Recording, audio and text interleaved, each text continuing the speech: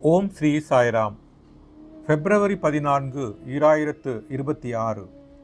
சுவாமி வழங்கும் இன்றைய அருளமுதம்.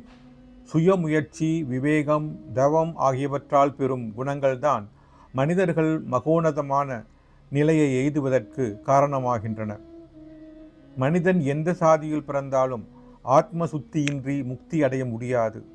தரம் குறைந்த தாமிரம் சேர்க்கப்படுவதால் தங்கத்தின் விலை குறைந்து விடுகிறது. சுத்தமான தங்கம் தாமிரத்துடன் சேர்ந்து ஒரு உலோக கலவையாக ஆவதைப் போல ஒருவன் பரமாத்ம ஸ்வரூபமாக இருந்தாலும் கூட அகந்தை சேருவதால் சம்சார சாகரத்தில் ஜீவாத்மாவாக ஆகிவிடுகிறான்.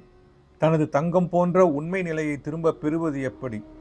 ஆன்மீக சாதனைகளையும் விரதங்களையும் தீவிரமாக அனுசரித்து நற்புத்தியுடையவனாக ஆவதன் மூலம் உண்மை நிலையான பரமாத்ம ஸ்வரூபத்தை பெற வேண்டும். சகதியில் நடந்த பிறகு நீங்கள் உங்கள் கால்களை கழுவிக் கொள்கிறீர்கள். உலகப் பொருட்களில் பற்றுதல் என்ற சகதி படிந்திருக்கும் மனதையும் அவ்வாறே கழுவி சுத்தம் செய்ய வேண்டும். ஆன்மீக ஞானம் எனும் அக்னியால் மட்டுமே பற்றுதல் எனும் விதைகள் மீண்டும் முளைக்காதவாறு எரித்துவிட முடியும். எனவே ஆன்மீக ஞானம் எனும் செல்வத்தை பெற்ற ஒருவரே எளிதாக முக்தி அடைகிறார். பிரஸ்னோத்தர வாகினி அத்தியாயம் 14.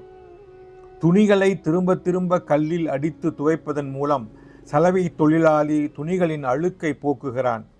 அதேபோல இடையறாத இறை நாமஸ்மரணையின் மூலம் மனிதன் அழுக்கை நீக்கிவிடலாம் என்கிறார் பகவான் ஸ்ரீ சத்திய சாயி பாபா.